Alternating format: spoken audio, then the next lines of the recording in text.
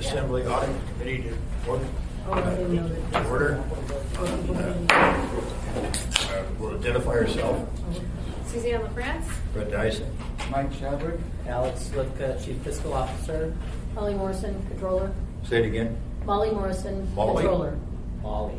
Okay, all right. I don't think we've met Molly. So- My first day. This is, My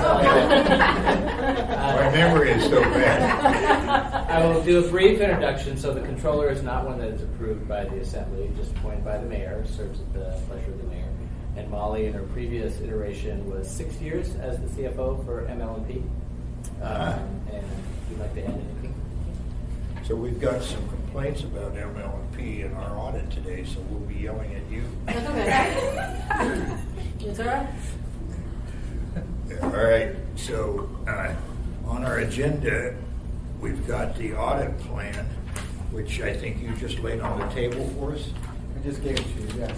This was something that was emailed to you all last Thursday, I believe. Yeah.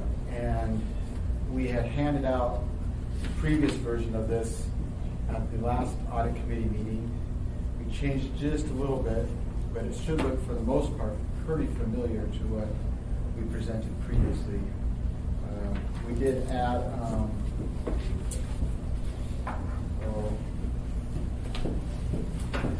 Now, for the record, we've been joined by Ms. Rivera, Mr. Rivera, Assembly Chair. Right, please continue, Mike. so this is what we have for our plan this year. We're wrapping up a couple audits right now from 2019. Which are? Shediac Volunteer Fire Department. We had asked, the committee had asked that we do a follow-up because we had audited them about a year ago this time. Road service areas, Anchorage Fire Department vehicle maintenance, and then cash handling procedures at public transit.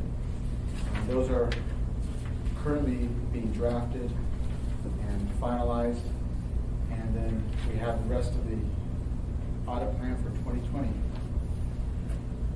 I'm looking for that one on vehicle maintenance.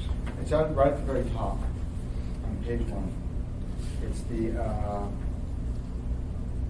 third one down. Oh, on the small print up there, I'm sorry. Mr. Chair. Yes. So in last week's meeting with AWU on the levy upon construction charges, a comment was made by folks from AWU that they were hoping to get on the audit list for levy upon construction charges. I don't know, do you recall, Mr. Rivera? Yeah, so the levy upon connection, and yes, they did want to get audited just to ensure that they were maintaining compliance with the rules and procedures.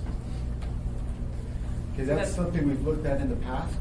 It's something we can add to the audit plan if that's the desire of the committee. And Mr. Chair, we hadn't had a chance to talk with you about that, but Sure. we didn't really go into Yeah. detail. It was just mentioned. No, and thanks for bringing it out. Is there any objection? No. So. We can add that to the audit plan. The audit plan right now is pretty aggressive. I would suggest if we add that we take away something. Because right now, the way it sits, it's a fairly aggressive audit plan. And Mr. Falsey, let me give you this. This should look pretty familiar with the votes.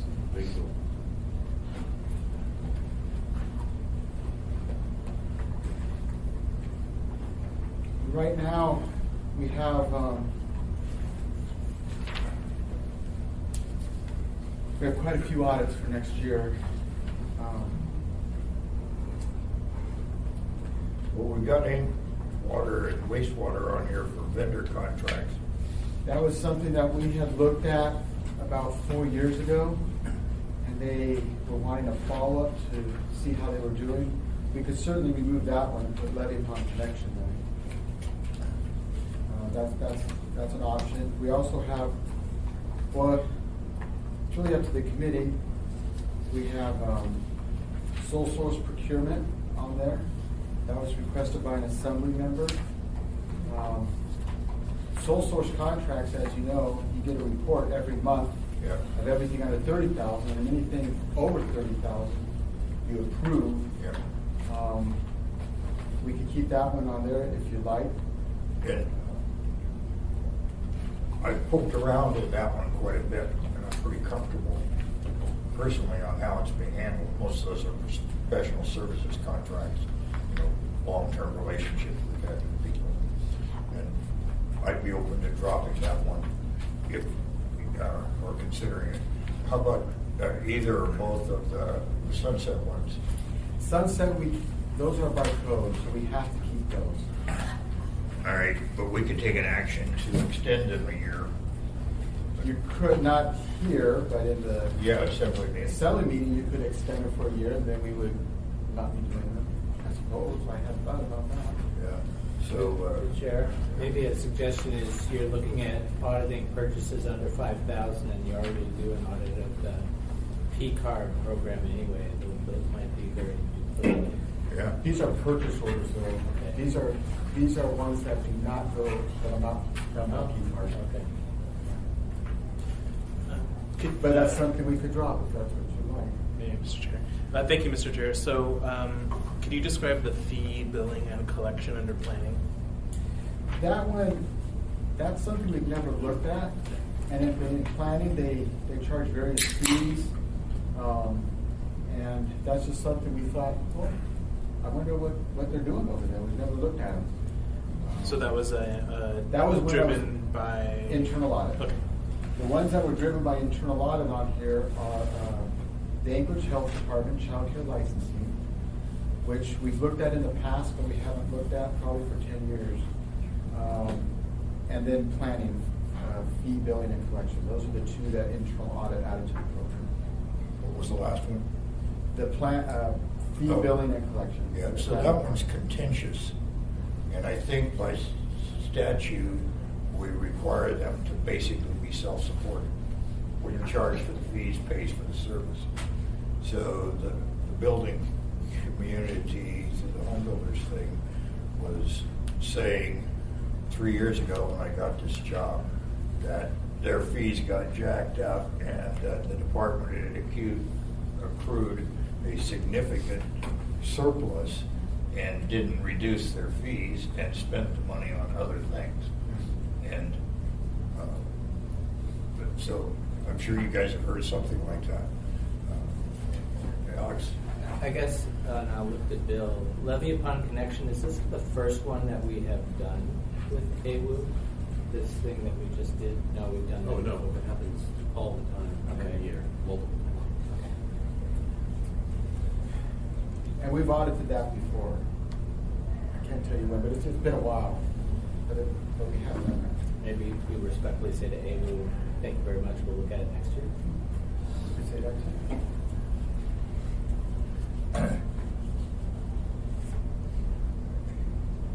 As I understand it from Suzanne Felix, that AWU asked for it. Yes, they Yes. did. Yeah.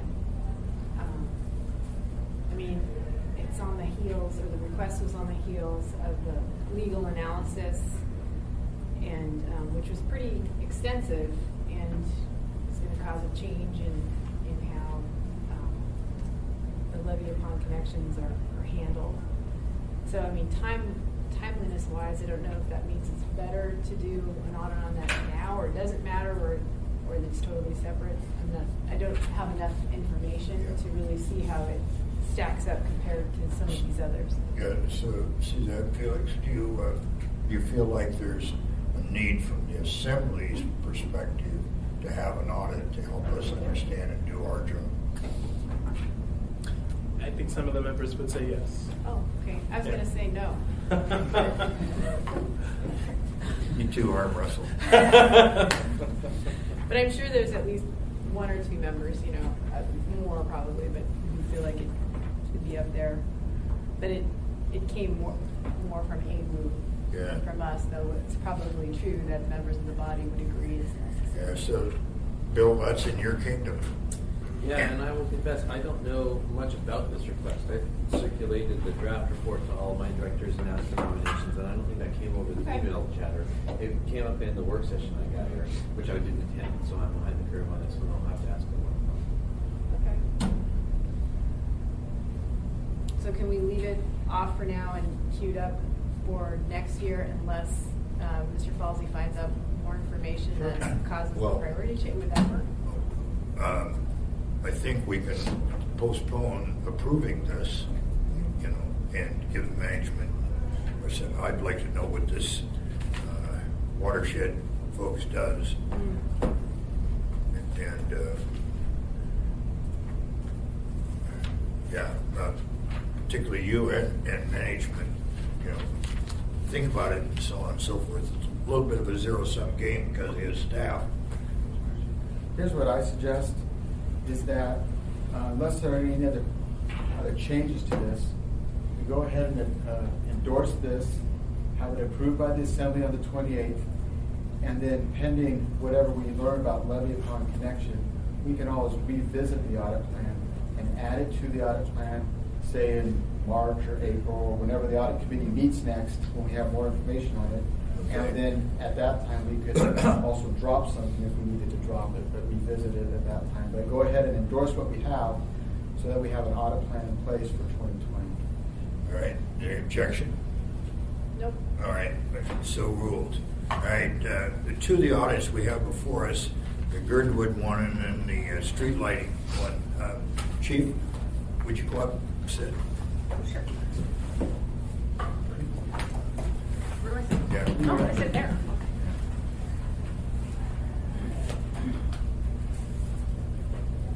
Please introduce yourself. Oh, hi, I'm Michelle Weston. I'm the fire chief for Girdwood Fire, and I'm a former deputy chief of administration for Anchorage Fire. All right, thank you. You've read the audit? Yes. All right, so in an earlier conversation, you were talking about your issues with manpower and Yes. volunteers. How many permanent or full-time staff do you have? Currently, we have full-time staff. Or staff? So volunteers, we No, have your professional. 8. 8? Yeah. Okay. And how many volunteers should you have? 62 if we wanted to cover all our shifts by volunteers.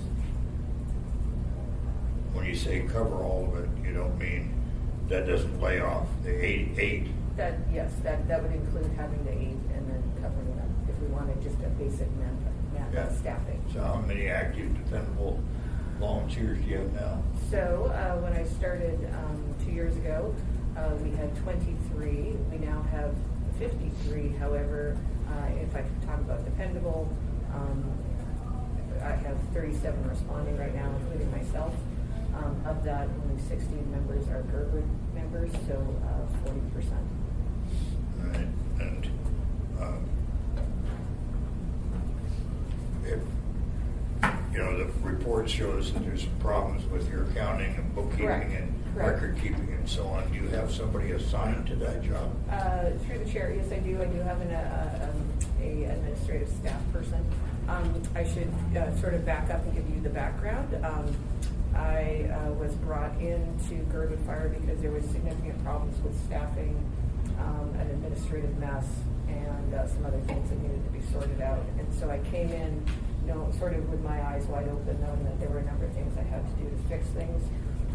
And so after I got there, a few months into it, I saw Mike in the parking lot, and I said, I need you to audit us because I see problems.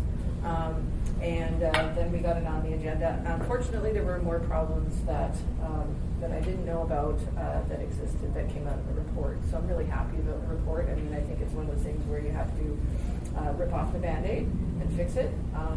The report was not well received in Girdwood, but I believe that it was the right thing to do. And we had to get our house in order to move forward. Additionally, there's long-standing budget issues with the fire department.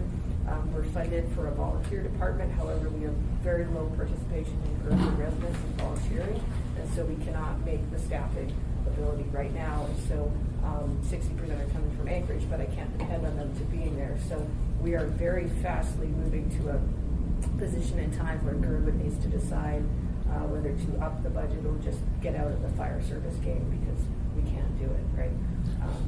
And so what we're seeing right now is a larger demand on the time for multiple calls going in at once, which would work fine if you had 62 members in the community volunteering versus 16. So the way I'm managing it right now is I will roll out, like this morning at 3 a.m., I roll out and staff the station and go on calls when we have those multiple calls going on as well, just to hit staffing levels. So we have some problems. So the audit report, I agree with the audit report. There was a couple things that, I think we could debate.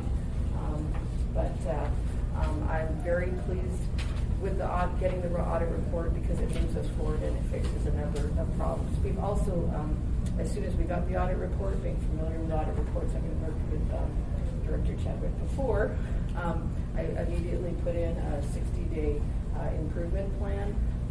And so we've been able to hire a CPA to reformat all our books and give budget to actuals, which were what I've been asking for every month, but not been able to do because both the donation from funds and tax-supported funds were commingled. So we were able to pull those apart. The auditor, in addition, the CPA, in addition, went back a number of years and did budget to actuals for 4 or 5 years to correct a lot of problems that were historical that had carried over or been journal entry over for years and years. So that's been corrected. The big issue, what I did was never disclosed to me when I got there was that, oh, by the way, you have no way to purchase anything, and so you have to purchase it on your personal credit card and then get reimbursed, which is incredibly crazy and stupid. And so one of the things I'd asked for was a credit card, but as multiple banks had told me, I had to personally secure the $1 million, the organization, to be able to do that, which I was unable to do, basically, for many reasons.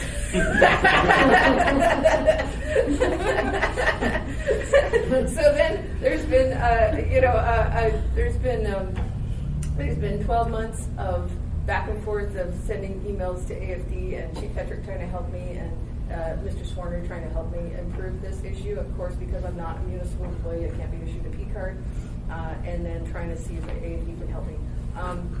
I've now, in the last 2 weeks, we've applied for a Northrim credit card. I'm still not sure if they're going to give it to us. I have been to all the other banks to try and get a credit card for the organization again. It's all up to me securing it, so that's not happening. And then I was able to get a debit card issued for $500 so that we can pay some of the smaller bills. Because you can imagine a lot of the things, and it's a ridiculous way to do business. Like today, after I leave here, I'm going to go buy soap and paper towels, and I have to purchase it on my personal card and then get reimbursed. And that's not any way to do business in an organization. Thank you. Questions, Suzanne? Thank you, Mr. Chair. So, yeah, I read that section and thought that's kind of strict. So messed up. Yeah, so messed up. So what is it that keeps the city then from meeting? What are the rules? So it's a unique, again, how hindsight is 20/20, or there's nothing, you never know until you get somewhere, until you open the Pandora's box. Because the fire chief position is hired by a nonprofit board, there's a lot of things that ability to do things that when I was a municipal employee I could fix and do, which I don't have as a volunteer nonprofit board employee. Code restrictions say that? So I can't. Well, I guess, and I, through the chair, I went out and surveyed some other nonprofits because I'm not unfamiliar with this same scenario. And there are some banks, I'm familiar with Wells Fargo, and I would think that Northrim might be community-minded to understand they issue on the authorization of the board a nonprofit credit card to the nonprofit, where it doesn't require somebody actually putting their personal obligation on the line. And so I think that the chief is going down the right path, and hopefully Northrim will improve it. But I mean, that's generally how other nonprofits have operated, because you're right. Okay, we got it. These things should be solved. Anything else? Well, I just was curious if it was code that prevented it or something else.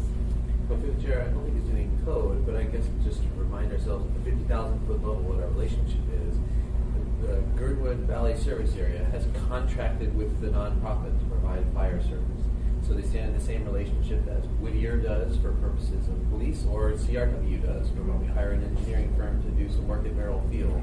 So I don't know that there's necessarily a code provision that says we can't issue credit cards to vendors, but we would never issue a credit card to CRW that says go pay some bills and it's going to work out later down the road. So it's sort of formally not part of the Deaning family. But it seems like there's got to be a better way to do business here, because I agree it's sort of foolish that it would be all. So, but it's not, but there's other powers that as a non-profit employee I don't have either. I don't have the ability to enforce any fire code because I'm not a municipal employee. So when people are parked in front of hydrants or they're doing something against fire code, I can strongly suggest to them that they have to move it and everything, or tell them to stop burning illegally, but I have no ability to actually enforce that because I'm not a municipal employee, so I don't have any municipal enforcement powers. So for me to actually get anything done, I have to call for Whittier Police to appear, and then Whittier Police to actually convince them that there's a state statute relevant to the municipal statutes, what I quote them, municipal code, state statute, and then I try and convince them to maybe give a disorderly kind of thing. So, I mean, there's problems. Yeah. Felix? Thank you, Mr. Chair. So a few questions, but first sticking on this subject, how does Chugiak Volunteer Fire Department handle this? So Chugiak, that's partially why we've been giving her information to go to North Rim, because Chugiak actually has it set up with North Rim. Okay. And so that's, we did reach out to them and find out how they were doing it to help with this. Got it. Okay. Then second question is, you mentioned earlier that the audit was not well received. Was it not well received by the community in Girdwood or by the volunteers? No, the supervisors. The nonprofit board, the supervisors, I think the community, I'm not sure about the level of the community interest in it, but in general. So. And what was the rationale? I would say the rationale is, why did you order this audit that is not good?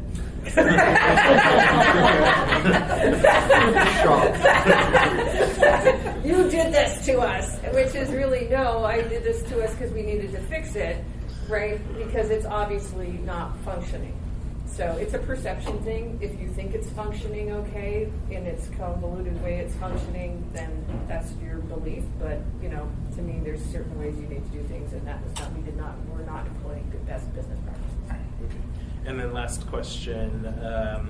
So you mentioned earlier that you alluded that Girdwood can't do this for much longer and might want to get out of the business. If you were to if you had a crystal ball in front of you, what does that look like? Okay, so, we're busy. We had 508 calls this last year, right? Which is split on fire and medical. Which is split on fire and medical. It's the same problem that you have in... But 10 times as many medical. Yeah, so 80% to 20%, so that same problem. The fire service area funds, fire apparatus go to the highway. The highway is not in our fire service area.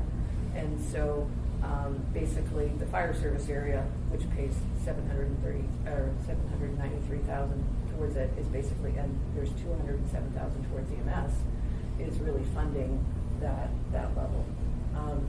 Again, you say crystal ball. I would say we are coming very quickly to that point. I mean, when I got there, I first looked at the budget and went, based on my experience with the AFD budget, and went, wow, this is not funded right? It's not right. I did the analysis. So I told them 2 years ago, hey, I think you're short 180-ish thousand based on what you have right now, right?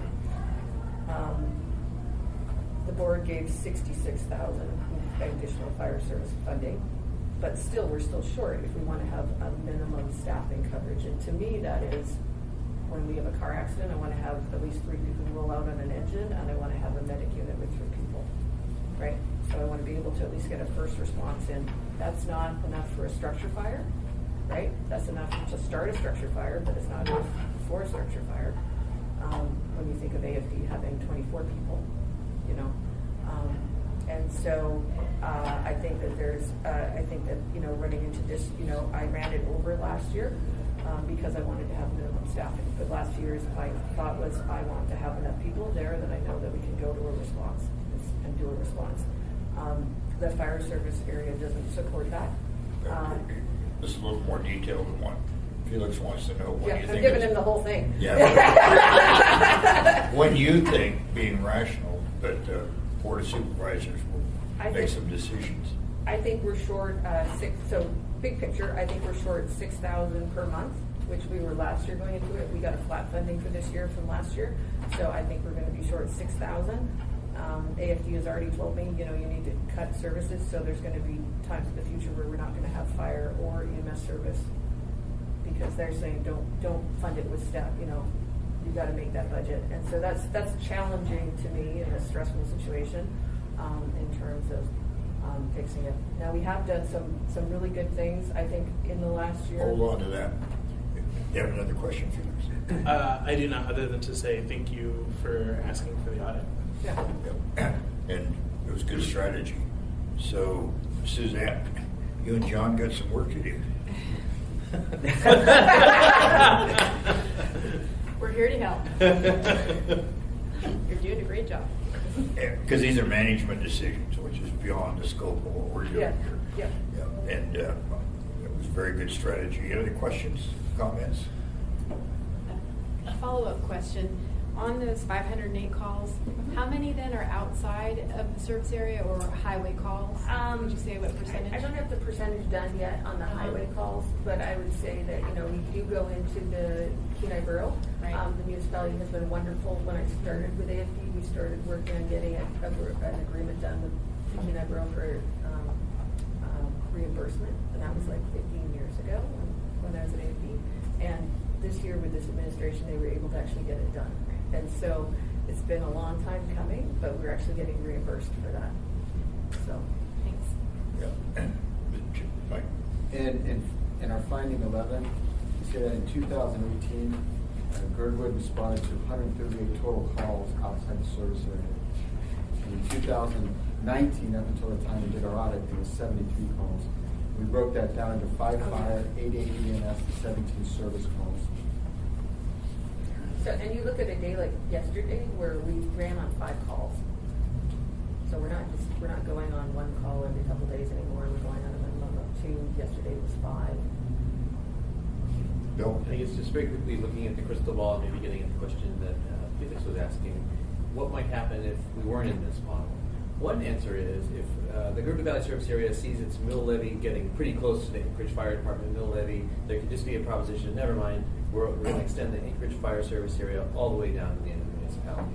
If we do that, because the AFT model is so much more expensive than the Girdwood model, there's some real risk that the upshot would be AFT's doing it all, but they're not really located anywhere near Girdwood. The other way you could do that is you could send a proposition to everybody that says, look, we've grown up, we really need full fire coverage and full EMS coverage all the way through the municipality south. But in order to do that, it's going to cost more money, and so maybe we're going to do an increment that says we're going to fully station the Girdwood station. That's something that the whole of the bowl and the whole of Turning an Arm and the whole of Girdwood could potentially shoulder, but we haven't quite reached that path yet because largely we've been very differential to whatever the Board of Supervisors wants to do. And this model has worked for a while. We'll let it keep working until it doesn't. Suzanne? So, Bill, you had solved that problem of the highway enforcement by creating an area-wide that passed for police for the highway.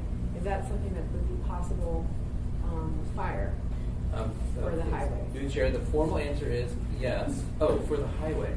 Oh, well, maybe my answer is still going to be the same. The formal answer is yes. The practical answer is probably not. Because if we're doing anything area-wide with fire now, we run headlong into the Chudiak Volunteer Fire Department. So now, if we're sort of blending the main AFDs further to the south, we will also be involving ourselves in the business to the north in a way that probably is not as palatable.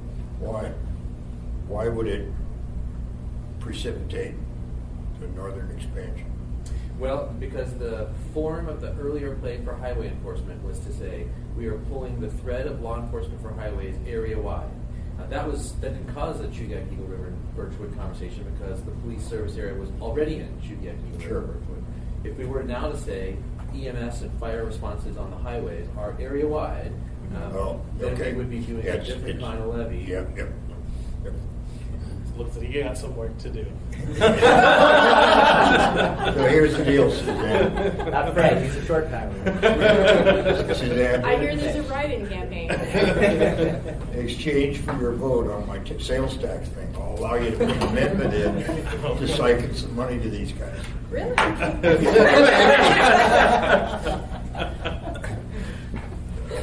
That was a joke for the sake of the record. All right, any more further discussion on this one? This is a function of a good audit team. Right. Yeah, to look in the dark corners and come up and give us information that's useful, yes. Just a quick comment. When I read this, the part about, we've already addressed the findings, I thought, well, this is dated December 20th, right? You had met in October. So in 2 months' time for having your CPA on board, you've already pretty much reconciled and fixed these problems. So great job. Okay. Amazing job. Yeah. All right. We'll pass this on to the committee. Now we're going to deal with street light billing.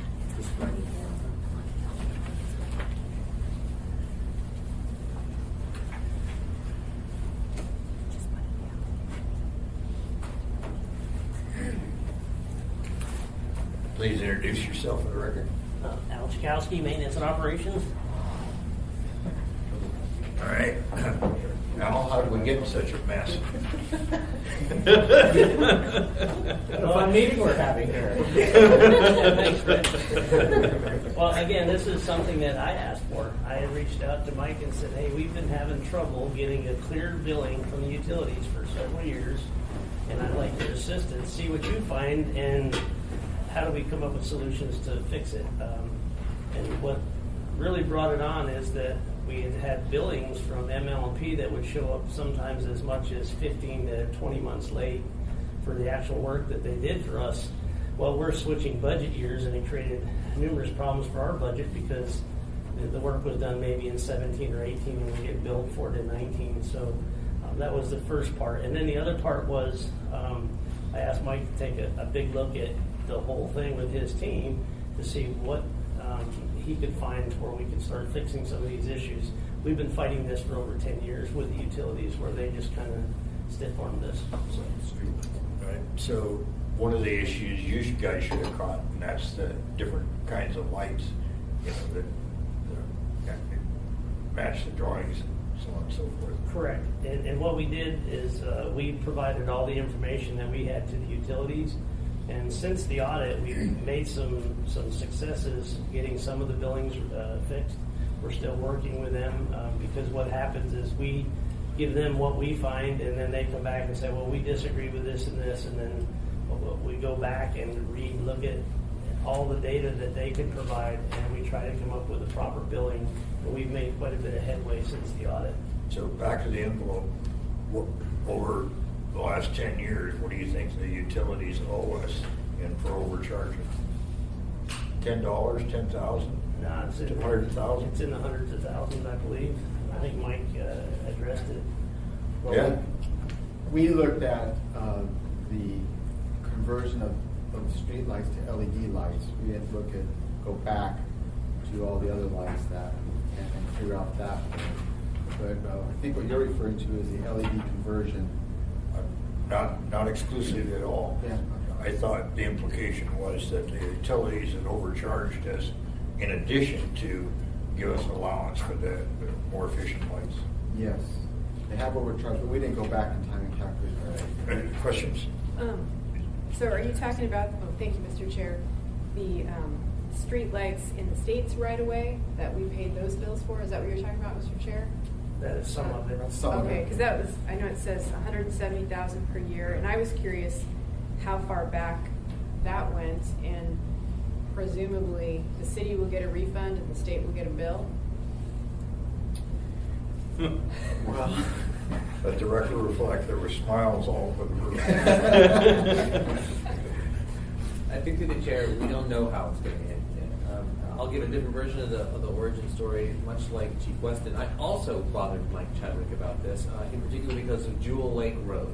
So Jewel Lake Road, we discovered that we were paying for a bunch of streetlights that we had never agreed to pay for. So how in the world could that possibly happen?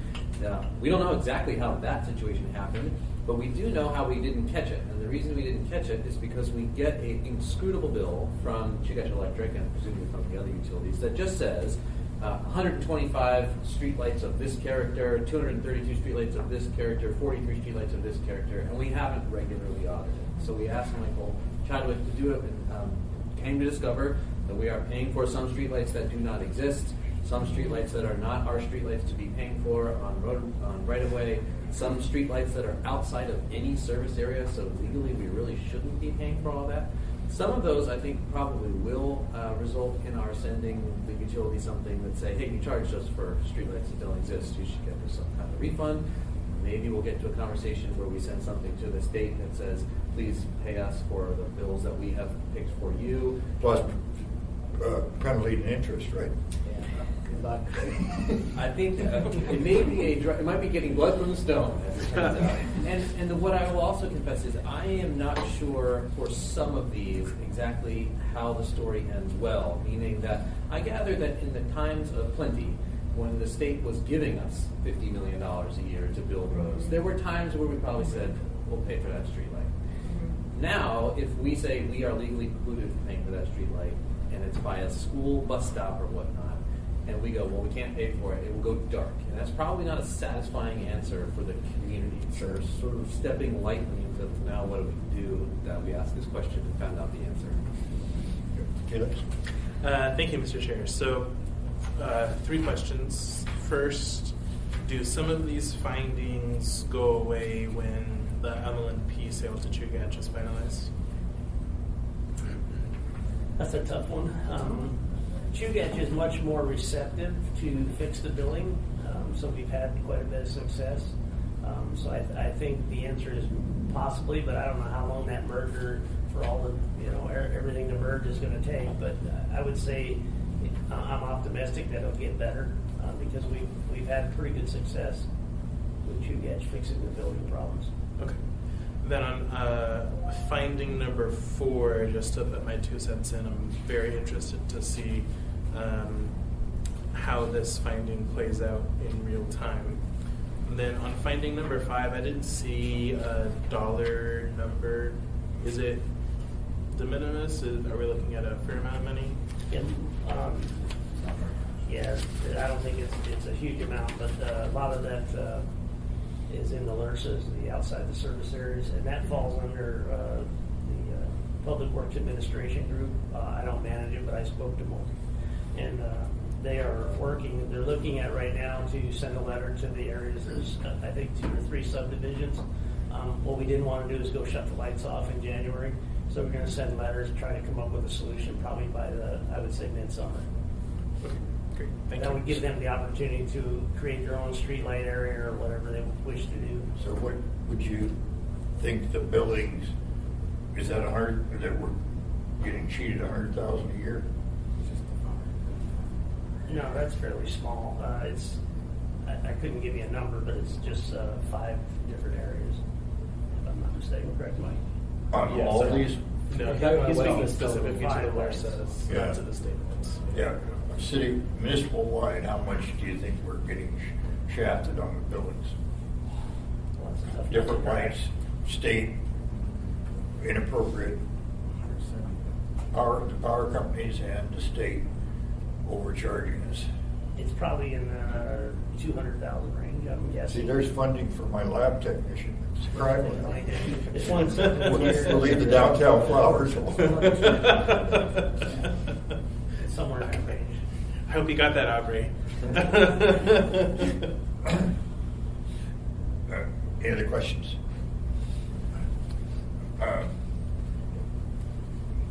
Dealing with government, intergovernment things, what freedom do we have for a clawback on these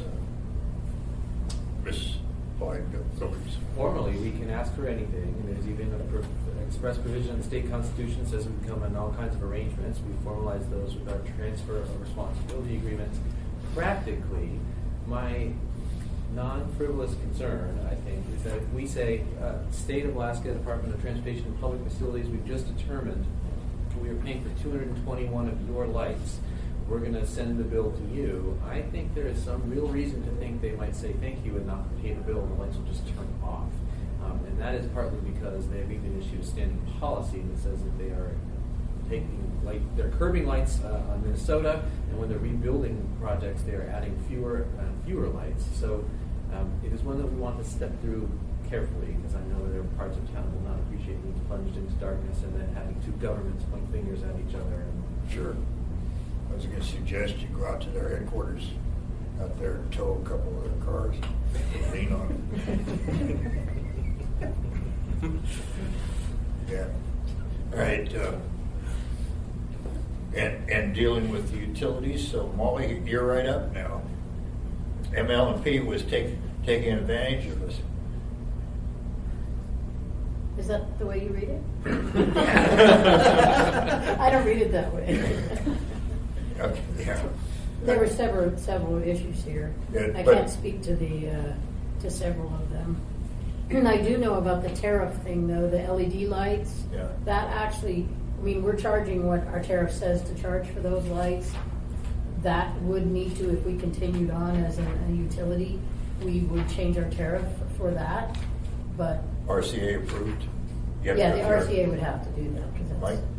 I can say that ML&P hired not too long ago someone who has taken an active interest in looking at the streetlights and working with maintenance and operations and trying to resolve some of these.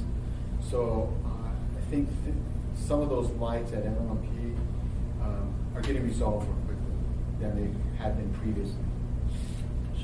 And I'll come to NLP's defense and say, I don't think there's any maliciousness. I think to the extent that there were errors, it was benign. Sure.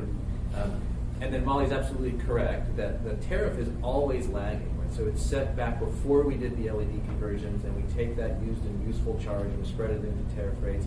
You have to go back and do another study to figure out exactly what the capital costs of installing all those LED lights are and what their annual maintenance costs are, and that will get turned into a new rate.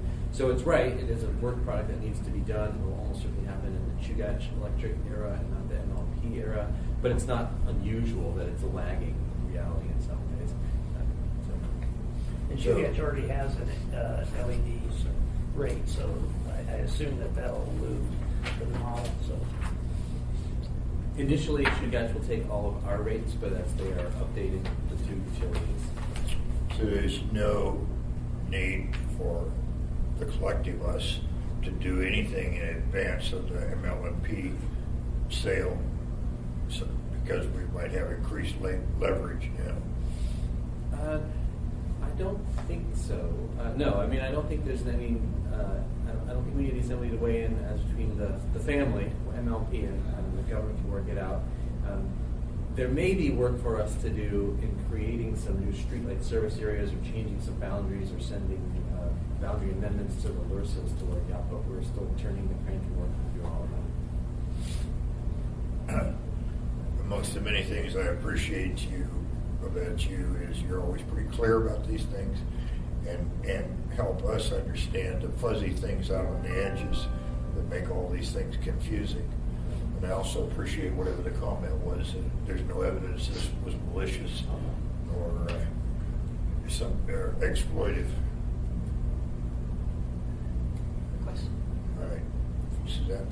Thank you, Mr. Chair. Going back to item 5 about the funds used outside the service area, and the last part under B about M&O should request an opinion from the community's legal department to help determine how streetlights located in either an ARDSA or LURSA should be paid.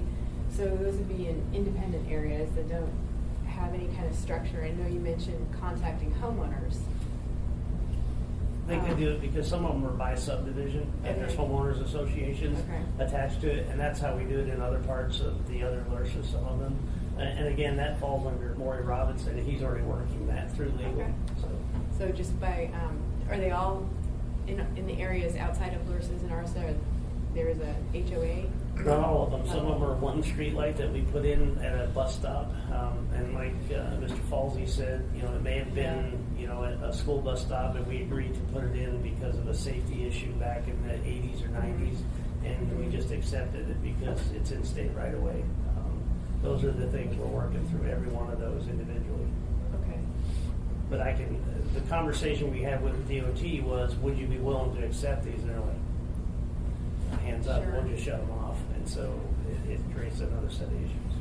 So we're kind of trudging through it. Hopefully we can get some resolution this summer for most of these issues. Are they all then in the South Anchorage area? Or? Pretty much, they're on the hillside. Okay. Almost all of them are on the hillside. Okay, so I'll know when you send out bills when I start getting emails and calls. You said you hear that? She wants me to send to her. Oh. I didn't say that, but This is a problem-solving committee. I thought that's what I had heard, but I'm happy to hear I heard wrong. I'll tell folks, no bills. Not yet. We got to resolve it through the legal issues. Right. So, Okay. but a lot of them, the homeowners association will be given, and that's not counting these here. There's other ones that we will contact the homeowners association. They have an opportunity to either accept the lights, create a service area, or then at some point we will turn the lights off because we can't be using ARTSA funds to fund lights on the hillside. That's understood. Could you keep John and I looped in Absolutely. on that piece since it's mostly in South Anchorage? And our area also, and this might be something for John's committee, to think about. And maybe we ought to think about also the Federation of Community Councils, or a portion of them, just let them know this is an issue. Yeah. And this kind of stuff is where my idealism and reality butt heads pretty often. And we've, in my area, and it may be true up in the hillside, that there are areas where no homeowner had a productive enough well to make it past the bankers, 2 gallons a minute or whatever they want. So they have a community well, that quote the homeowners owned. In my 6 years in this seat, 25 years ago, most of them in my area failed. Not the well, the organization, and without teeth and so on and so forth. And the equipment, which I knew about from just neglect, and so on and so forth. So back in that day, the city assumed, AWU, the responsibilities for these subdivision-wide wells, that it just wasn't working, and those are kind of practical things. My sense of our culture is that people being responsible and taking care of those things, and volunteers like the Girdwood Fire Department, it ain't happening like it should. And there's a reality out there that we end up being, or billed as the backstop, because public safety and stuff. So I'm sorry I'm preaching, but that's fairly experienced opinion. Darn it. I wish it wasn't so. Any other comments or questions? All right. Is there any objection to pass this on to the full committee? All right. I think we're good. Are we finished? Yeah, these 2 audit reports will be going to the assembly meeting tomorrow. And then the audit plan, as it was presented today, will be going to the assembly on the 28th for assembly approval. And Mr. Chair, did we vote to move this on to the full assembly of the 2020? I asked if there was objection, but Okay. All right. Yeah, that's fine. Is there special language do we need to vote on that at this time? I understand no, No, okay. but you're our parliamentarian residents. The code says that it should be endorsed by the audit committee. All Okay. right. And it seemed like the motion was endorsement without objection. Would you like to move that? We endorse Sure. I move to endorse all 3. all 3. Is there objection? Second. Second. Objection. Seeing and hearing none, they all 3 are endorsed. And we adjourn.